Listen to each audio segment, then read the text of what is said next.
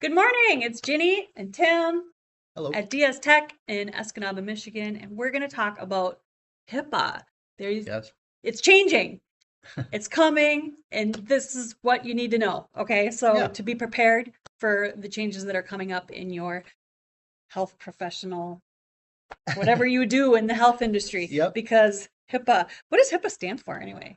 Framework, and it's a legal requirement for electronic protected health information. So when Yeah. you have electronic records on the computer, you should be handling them in such a manner that no attacker just can't get them. You can't be storing medical records on like a Windows XP machine in the closet, right? That's kind of the main point of that. And the rules haven't really been updated in recent times to kind of keep up with the latest security trends. So they're kind of revising them right now and coming up with them. So the biggest thing with HIPAA is if you're governed by HIPAA now, like you're a medical, changes are going to be coming where you're going to have to be a little bit more tight in your security and how you're handling that. So just to kind of go over the timeline of what to expect and when these changes are coming first, just to give an idea, is that the proposal changes came out on January 6th, 2025.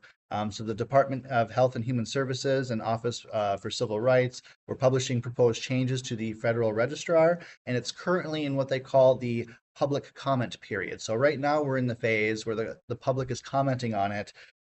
So stakeholders, meaning healthcare providers, IT security professionals, legal experts, MSPs, are all submitting feedback, and that goes through March 7th. And that's basically where they can review any of the input, maybe revise some of the rules, kind of come up with the finalization. Then mid to late 2025 is typically when the think that the finalizing of these rules are going to be available, and then they're going to publish them. You can review them and start kind of planning and preparing your company to become compliant or to meet those new rules. And then really where it's gonna the rubber meets the road is going to be in 2025, and pretty much the beginning of 2026. Because that's where the compliance prep period is going to be happening. And then in 2026 is really the official compliance deadline is they're shooting for, and where they're going to kind of have the enforcement start happening, where they're going to kind of go around making sure different businesses are actually adhering to these new rules. And there could be things such as fees and stuff if you're not in compliance with that, or worst case scenario, lose the ability to do business until you meet the requirements. Depending, I don't know how strict the rules are or whatever, but it's going to be something you can't just ignore. And so that's kind of the timeline of when to expect it. You still got plenty of time to prepare for it, but it's good to start thinking about it now and to kind of keep up on it and pay attention to it as it's progressing. So the biggest change is going to be, well, the new rule this time too is they're going to have an asset inventory. And so the biggest thing is you need to keep track of every single computer that you have that you're using, which ones are actually touching the protected health information versus not, and create kind of a network diagram. And then if you do have a new computer, say someone's laptop gets stolen or whatever, you have to instantly log that asset as lost and then the replacement, and keep a change record of all your assets, so that the idea is if an auditor were to come into your building and say, hey, I want a list of all of your assets and your hardware, you can simply hand over a paper and it's got every computer that you're using, every tablet, everything that could be used, to hand them for that. The other big change is going to be they're going to eliminate what used to be termed an addressable security specification, where addressable, a lot of people just thought that as optional. They saw Hmm. it like, you should implement MFA everywhere to do this X, Y, and Z, but it wasn't really required. Now it's going to be required. So anything that used to be addressable before is going to be required. So if you can just think about that and all those things that you're already doing with the addressables, you're going to have to start actually implementing them. Um, so yeah, now currently many security measures are going to be mandatory, reducing the flexibility and requiring that organizations comply with the strict regulations. That means that security practices that were once recommendations or best practices are now going to be legally required. So um, again, the inventory management, I was already describing that a little bit. The other one that's going to change is the data encryption is going to be both at rest as well as in transit. Multi-factor authentication is going to be mandatory everywhere. And then they're going to want some regular security testing. So they say rate vulnerability scans at least every 6 months, and then a penetration test at least once a year. My thought is like like an actual security risk assessment, some sort of an actual test is going to be required. And then you are going to be required to have a fully flushed out incident response plan. You must have a documented and an actionable plan, which how to respond to a security incident, particularly in the event of a data breach. So if someone were to access your records, do you know who to contact, how to handle it, and have a flow of who's involved, and you actually want to keep that in a physical form too, not just on your computer, because if your computers get breached, Yeah. you can't Then follow your what? form. So you need to have it printed out. Usually a Mhm. couple owners are having a copy of that plan in case it We always happens. had a binder. I Yep. remember Pete and Joe, our old bosses, had binders Right. If of something disaster happens. recovery. Yep. Yeah. And it's very important. Yep, for sure. And so here's a real world example of why inventory management is coming, where you need to keep track of all your devices and all of that. Is that a mid-sized healthcare clinic did suffer a ransomware attack due to an old forgotten Windows Server 2012 that was just sitting in the basement. So that's just an example that, unpatched, outdated systems, they're not getting the security updates anymore. So they're just wide open to the internet for attackers to get in. Um, and then, with ransomware and all that, it is still continuing to trend up. They say estimating from about 2018 till now, it's almost about doubled with the amount of ransomware and healthcare incidents. And then, this is going to pose some challenges for smaller healthcare organizations because small businesses are going to be hard with limited resources. You're not going to have the funds probably to just invest and throw it and do all this at once.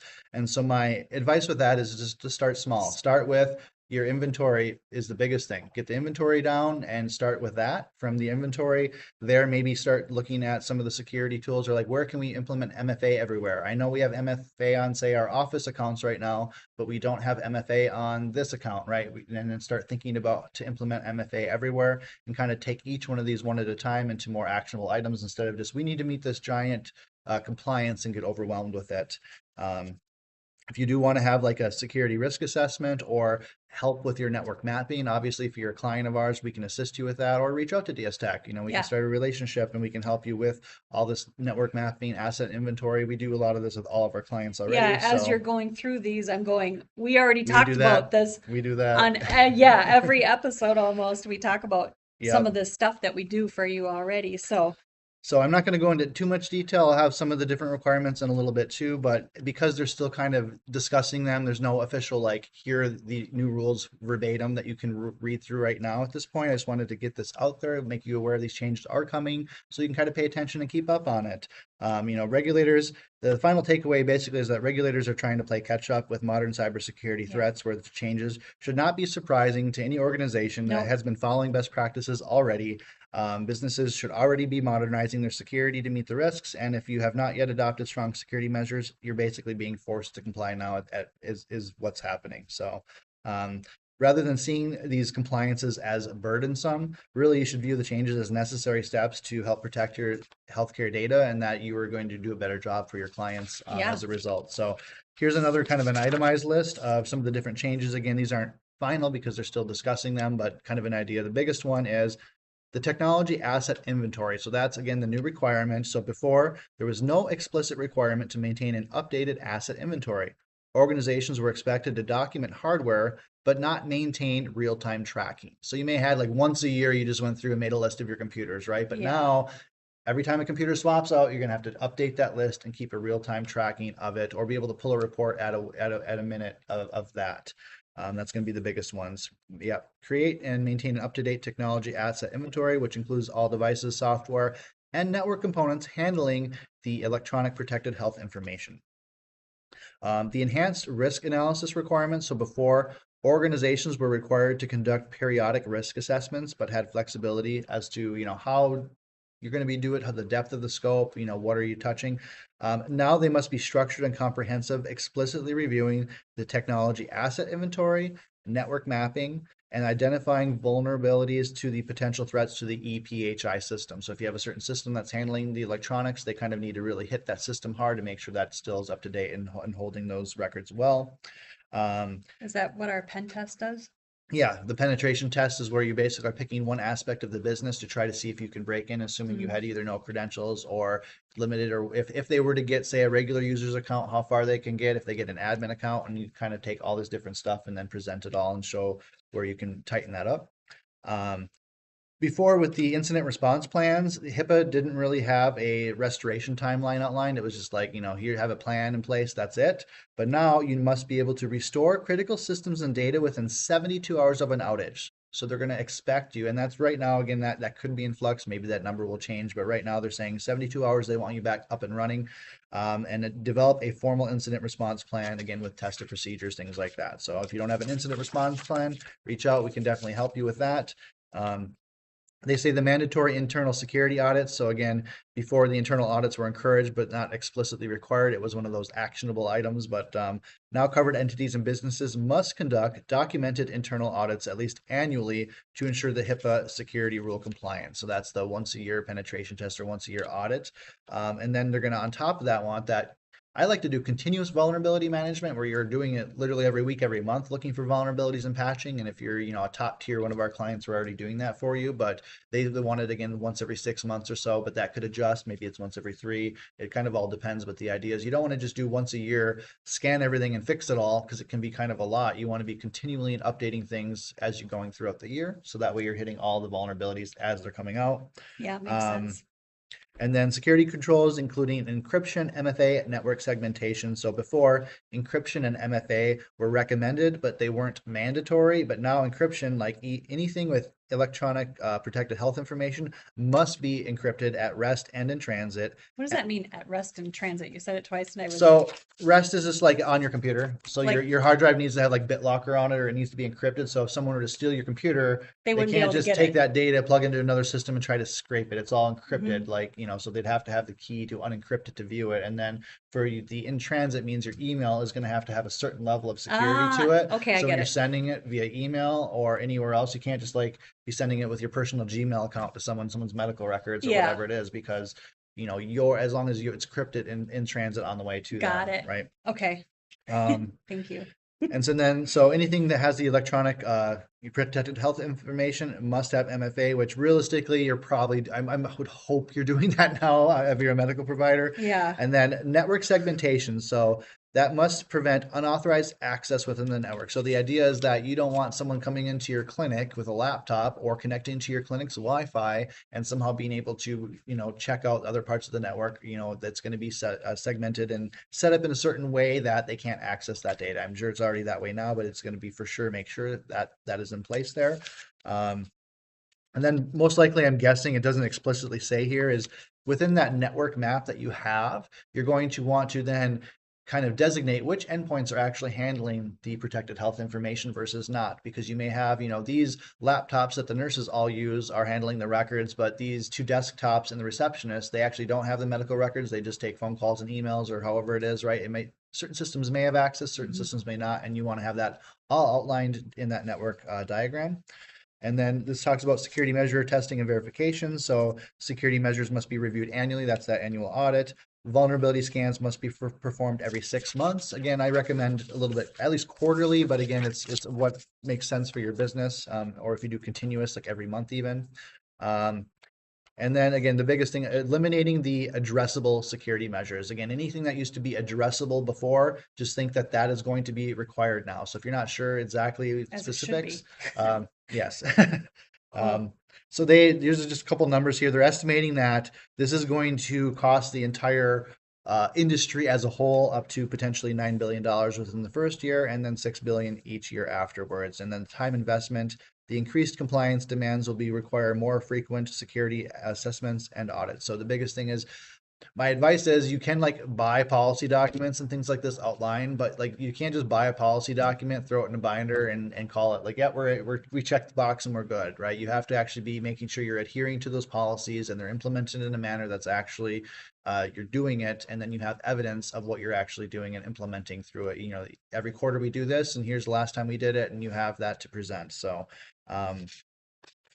yeah, the biggest thing is don't get overwhelmed with it. It's going to be a big rule change. You may feel like it's overwhelming, but again, just start with one thing. Start with the inventory map. Just get that done. And once you have a good process for that, just start chiseling on one thing at a time.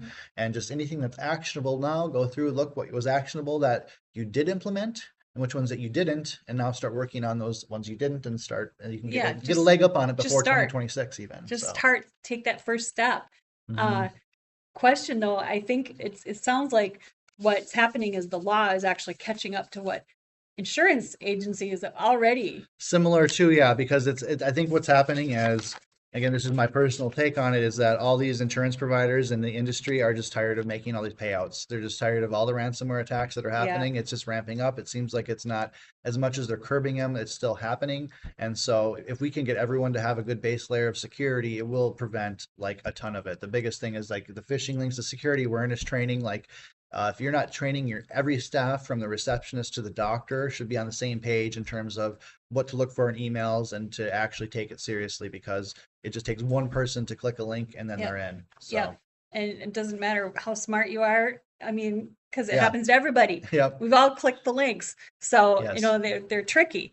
Yeah. So good information. I hope you understand some of it. And if we can help, drop help or just reach out to us, because we've helped a lot of our clients with stuff like Oh this. yes. So we know Yeah. our stuff. We're good at it. So that's one thing that, compliance is a big one for us. Yep. And it's going to be just keep continuing to increase. So It we're good- is, we're good in it. We're gonna unfortunately, but continue that's, to do well at it and just keep improving. And yeah, if you ever Yeah. don't feel like you're in it alone, reach out and we will definitely help you through yeah, this you are journey. not alone. DS Tech is here to help. And yeah, because it just, the bad guys keep learning. So we got to keep learning and we got to keep Mhm. plugging those holes. So make it a great day. Reach out if you need any help.